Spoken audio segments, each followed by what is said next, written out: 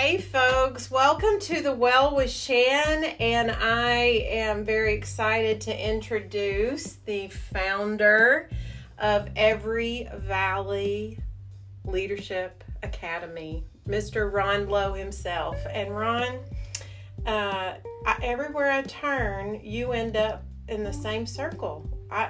We just end up in the same place all the time. I don't know how that happens, but it's probably an indication of having a similar heart and some similar passions.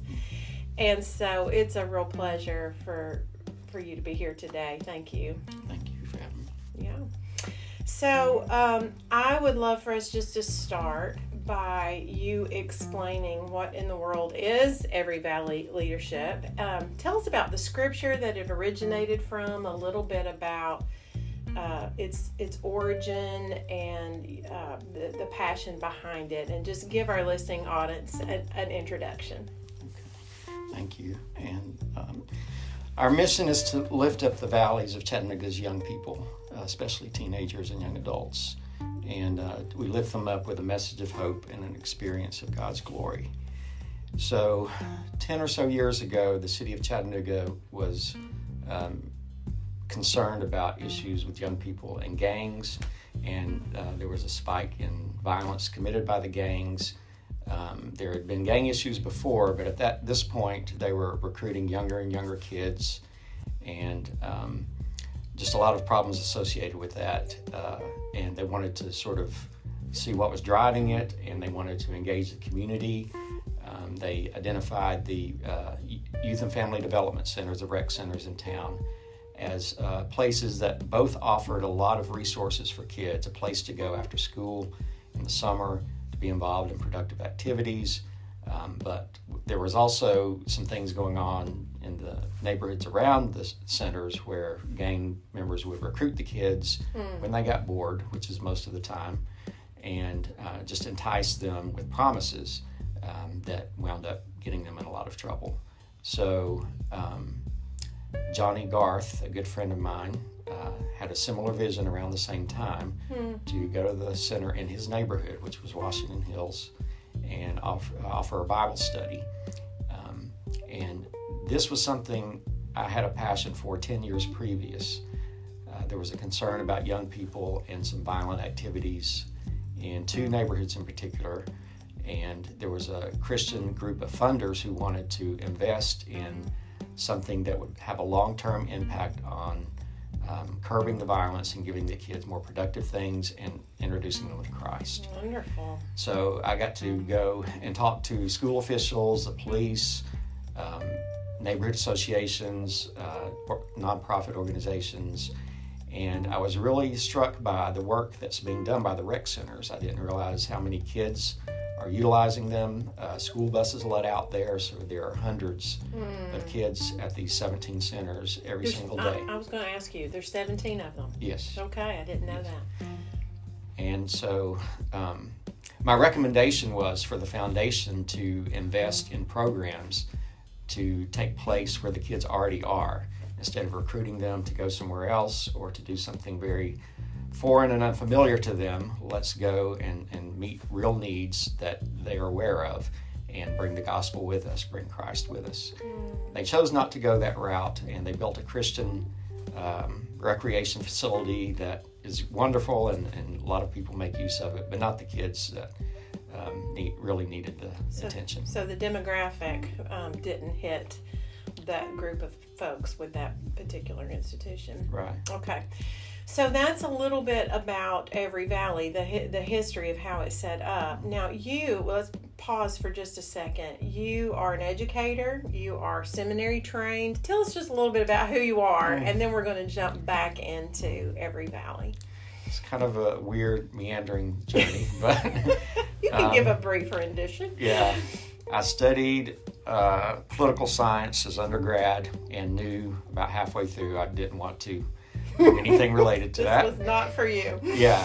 But I finished the degree, and then I had gotten involved with Campus Crusade for Christ in college, and developed a passion for evangelism. I had grown up in a non-Christian family, met Christ at a small church in East Chattanooga, actually, And they trained me well. They gave me a desire to evangelize, but I didn't have the tools or practical ways to try it out. So in college, some of my friends from high school, many of them were either not Christian or just nominal Christian.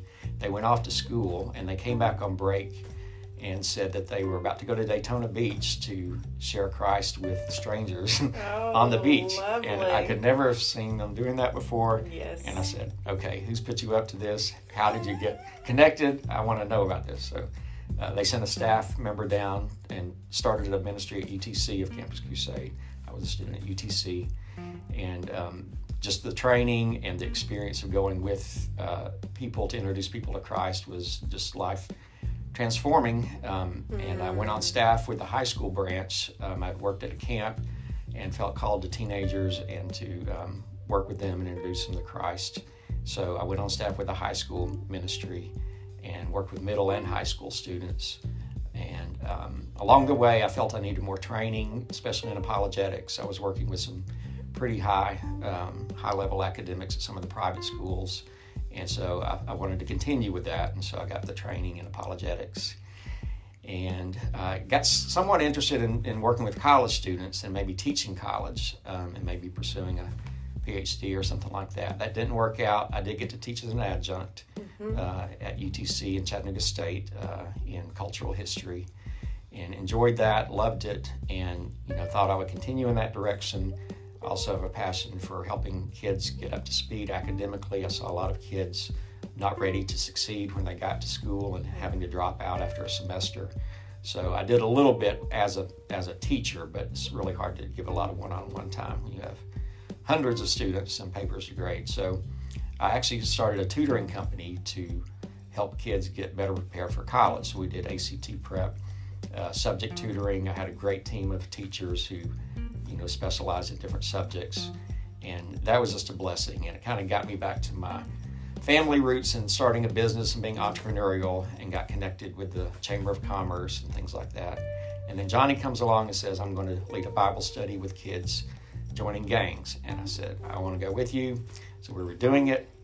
Tutoring was my tent making to be able to do this. And then they were both very consuming activities, and it became hard to do both. And some friends of Johnny came along and said, we want to form you as a nonprofit. We tried to avoid that. We think it's just something that citizens should do to invest in these kids. But they said, we want to give people an opportunity to support you so that you can devote more time to this. We think God is at work. And so that was really encouraging. So we've been a nonprofit for 4 years. And I work part-time for the city of Chattanooga as well as an academic coach at the rec centers. So God's... So you are no longer at Academic Solutions? No, I closed that in 2017 when Every Valley became a nonprofit. And they, Johnny and I, neither one of us are administrators, but I think they determined that I was slightly less bad at it than him. And so they said, you're going to be the director. Johnny will be community relations and development and things like that. So he works with the kids quite a bit, but I do more of the day-to-day work with the kids and do the administrative stuff with a lot of help. We have a great board and some good volunteers that help with that. Okay, thank you. So that kind of lays out the foundation of what this work looks like. Tell me just a little bit of what the profile is of the kid that you're working with in terms of the community, in terms of the family life, and in terms of kind of the personal things going on with them. Well, it's a wide age range that we are kind of come in contact with, late elementary school all the way up through young adults in their 20s. But it kind of focuses in the middle of that with middle and high school students.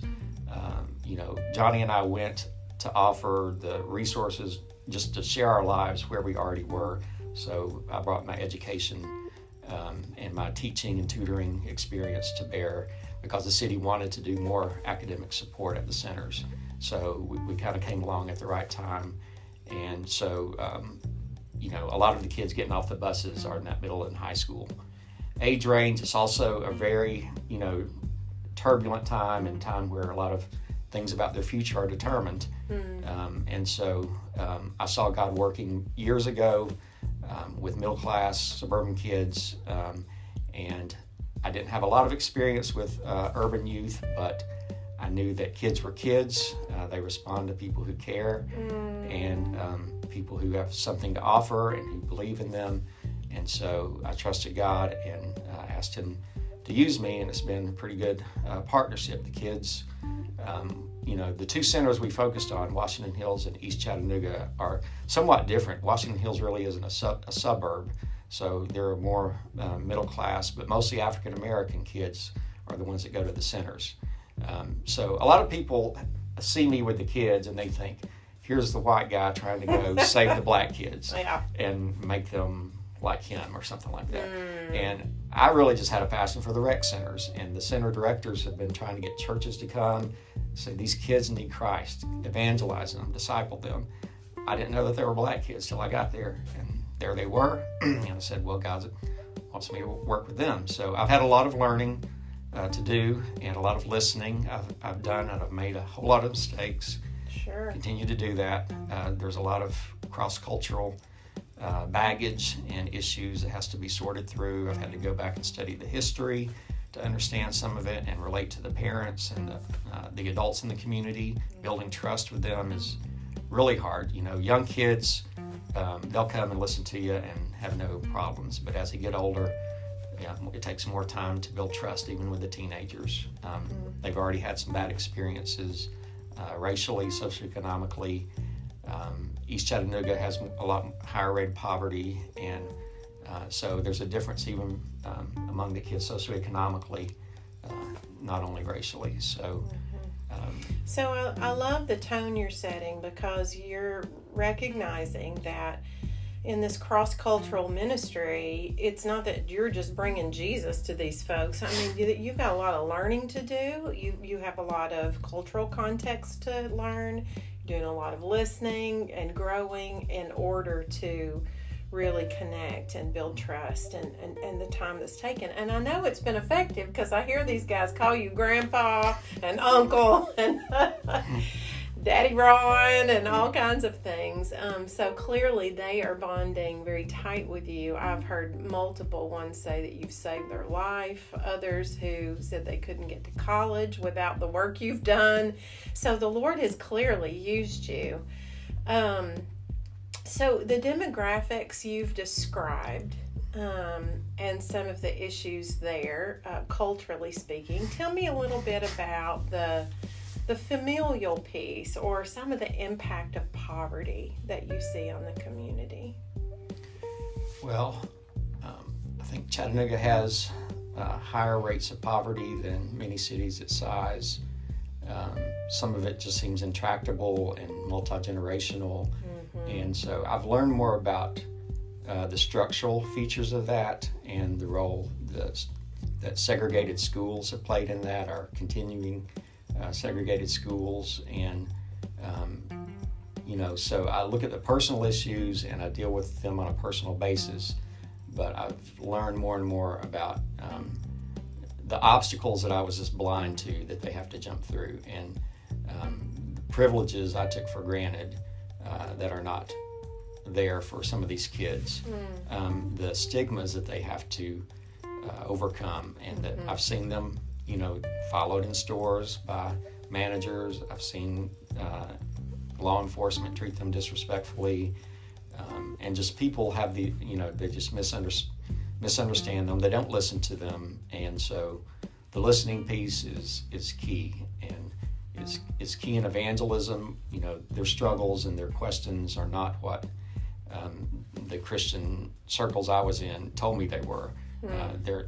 They've never heard of things like evolution. They're nowhere near being an atheist. They haven't considered abortions, and so there are just a lot of other issues that they're more concerned, and they can't articulate it. But I would say two big ones, and they're the ones I think that draw people into gangs, are the need for belonging to family, and to a grand vision of what the world is all about and the role they play in it. So if I may restate that, to belong to something bigger than myself that gives me significance. Yes. Okay. Yes, and that's where the glory of God comes in, and so the need for belonging and the need to really to taste God's goodness and greatness. That's how I've looked through the Bible on the topic of glory, and I think a lot of people are fuzzy about it, but it's a kind of a breaking through of the sense of God's greatness. He is greater than we know. We underestimate him all the time, and many people in their situation feel like he's abandoned them.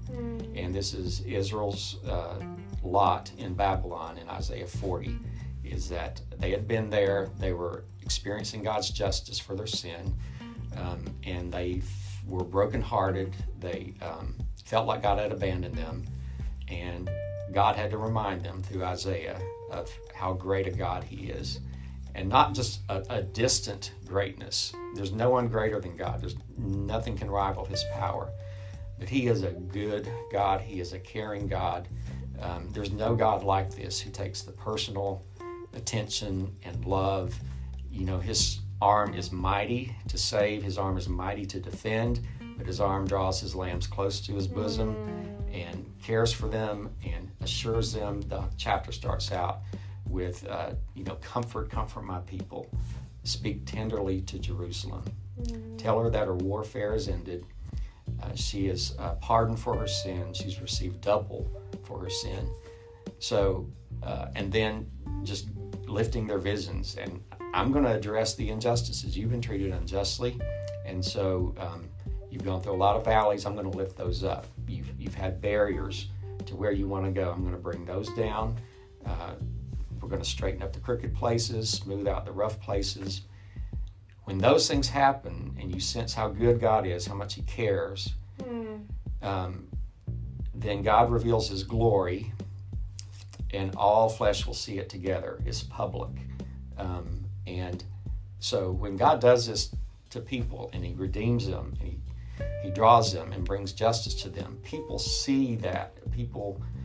And God becomes famous for that. He says, get up on a high mountain and shout this to my people.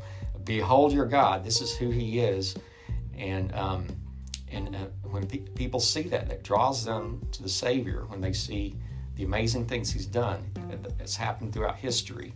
And because those things are left undone in a lot of neighborhoods in our city, people are blinded to God's glory. They forget how great he is and how good he is.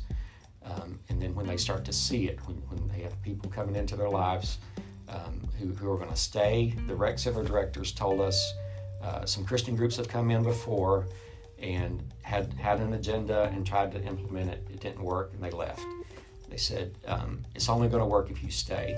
Even if not many kids come, keep coming. The consistency, the constancy, the trust, the security. And the presence. Yeah, the ministry of presence has been huge. So they know. I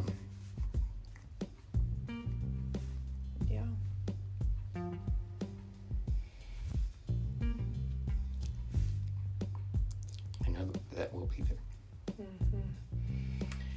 They know you'll be there because you're so passionate and have such a vision for the glory that you're speaking of. And Ron, as you lay it out, and I've heard that little sermonette that you just gave many, many times, but every time it inspires me because it is so glorious that nihilism can be overcome with this this nothing matters, I don't care.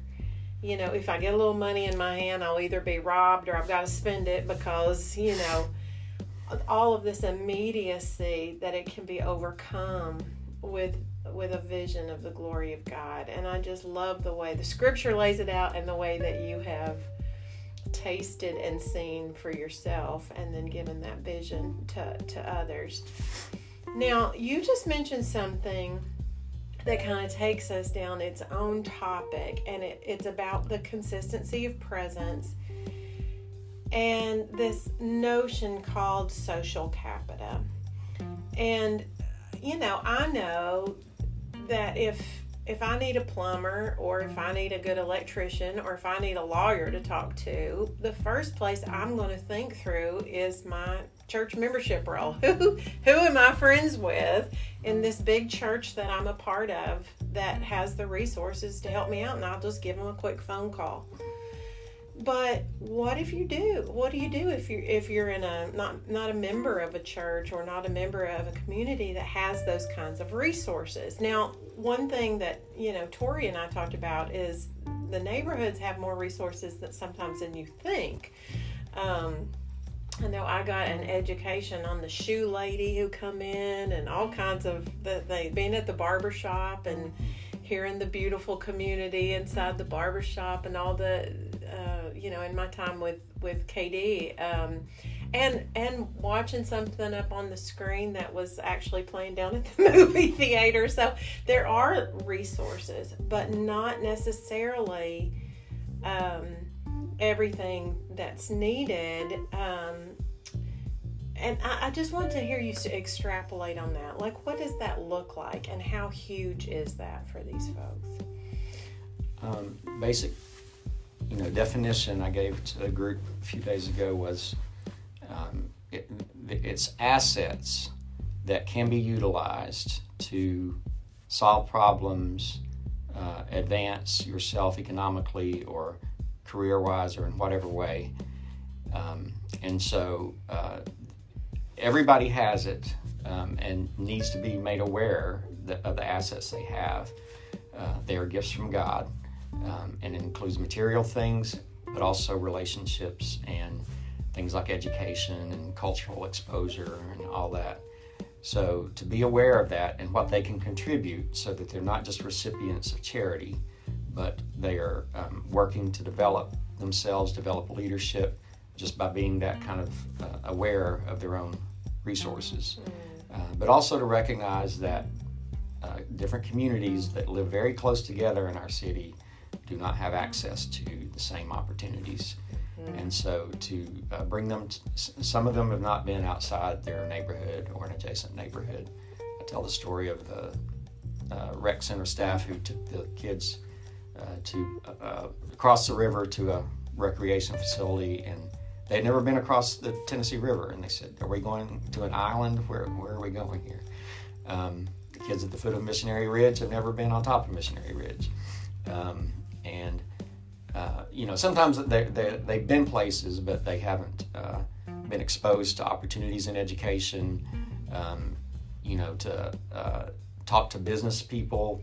And so I'm trying to, get my network involved with the kids and get my kids involved in the network. The way we do that is, we go to them at the centers, but then they come with us, with their parents' permission, or as an adult. I just take them with me. I do a lot of things in the community, in education, and with the Chamber of Commerce and UTC, and so I just take them with me. They need, I didn't have exposure to some of that. I needed people to introduce me to some of those things, and so I can, first generation college student. I didn't know, is it for me? I don't know if I'm going to make it. I had a guidance counselor, 9th grade, said, "You're going. There's no questions, and here's what you need to do to get there." So, expanding their vision and then showing them the steps it takes to get there. The extended families are a big resource in these communities. A lot of parents are juggling many things. Some of the nuclear families are broken, but there's a lot of aunts and uncles and cousins and grandparents that step in. So I think the white community kind of misunderstands this brokenness of the family. It's just that it can be reconstructed in really incredible ways, and that's even a biblical principle, that when there's a family is broken, the body of Christ becomes family, not in a presumptuous way, but we are all things to all people, so we might win some. So if they need me to be a dad, I don't presume to do that, and I wouldn't ever want them to call me that, but that's the relationship, that's it. If they just need an uncle or a tutor, or a business person trying to show them some things, just whatever they need is what I want, try to be to them. So well, that's really good. Now, with the presumption word, you're kind of leading us to this concept that because we might not be fully aware of the broader, for instance, what you just said, the extended family, or because we might not be aware of cultural norms that's different than our own, we can kind of come in with feelings of superiority and feel like we know what we're doing. And there's a friend in our circle who has written a book called When Helping Hurts. What would you say are some of the common fallacies or some of the common ways that specifically a white middle class person could come in and actually hurt a situation instead of help? Well, one thing is we come in and we don't listen first. We assume we have solutions.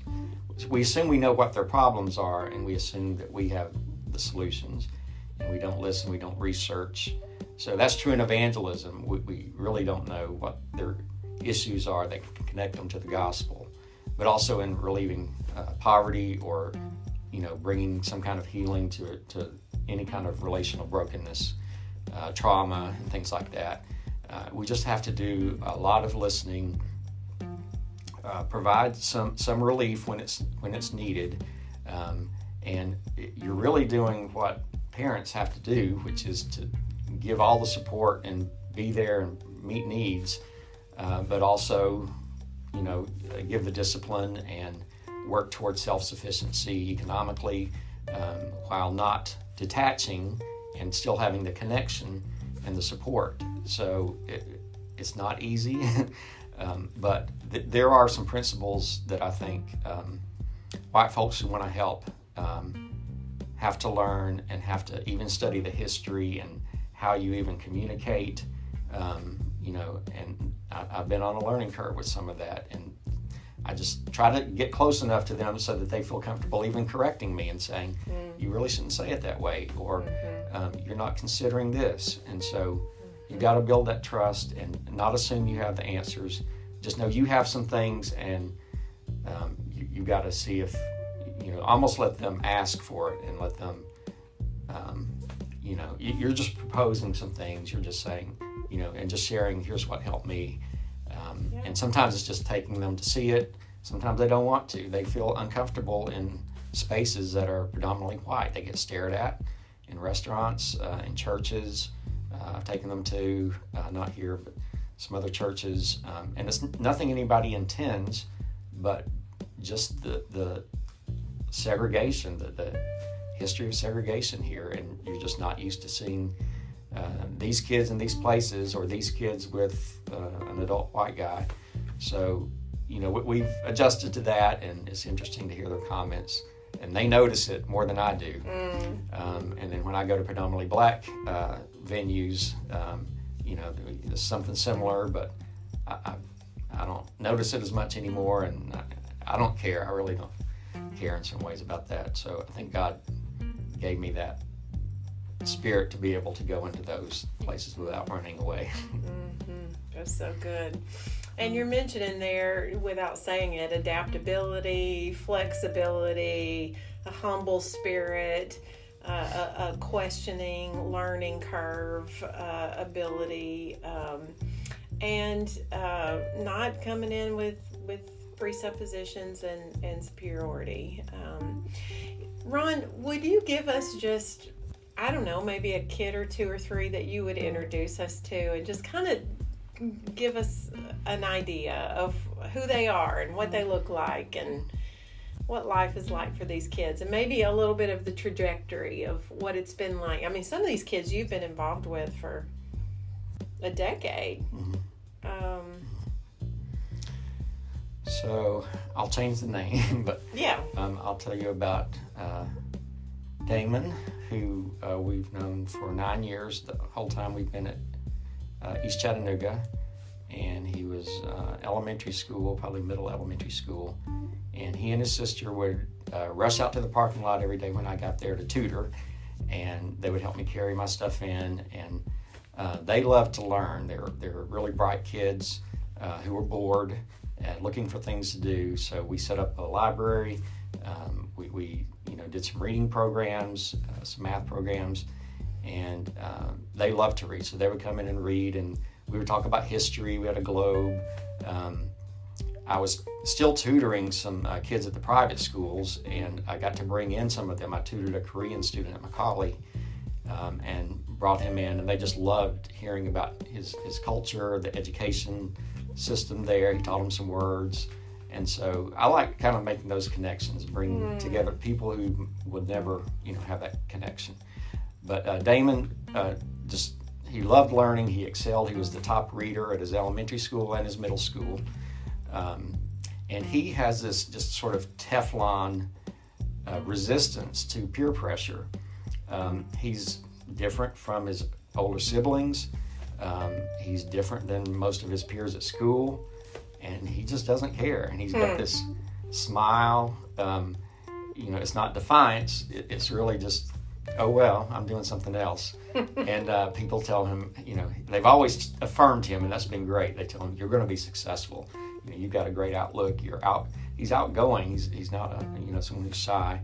But he connects with people, with adults. He connects across culturally. They lived in they moved around a lot, the family did, and he was in a neighborhood with some lower income white kids his age, so he really kind of bonded with them. So he likes country music. He likes to go fishing and cross country motorcycle riding and work on cars and things like that. He's not disconnected from his culture, but he's just a unique young man, and he was on track to graduate from high school this year. Tough year with the COVID and the remote learning for so many kids at all levels. Our college freshmen, it was just tough to not be on campus your first semester. And so we're working hard to get them back on track, but at every level. And so in high school, and his siblings all got separated. The two older ones are grown now, and he and his sister and his mom are in different locations now, and he's staying with relatives pretty far from everybody else and not even close to his school. So it was really challenging to get the help he needed to keep the connection strong. And he kind of fell behind there, and he wound up not graduating with the class. He had changed schools and didn't have a lot of close friends at this school. So that was kind of a good and a bad thing. But he just really kind of was giving up there at the end. And they gave him some extra time in the summer, kind of an alternative track to finish his credits. And he got more and more discouraged. And I would allow him to come to our office to do his work, so there were no distractions.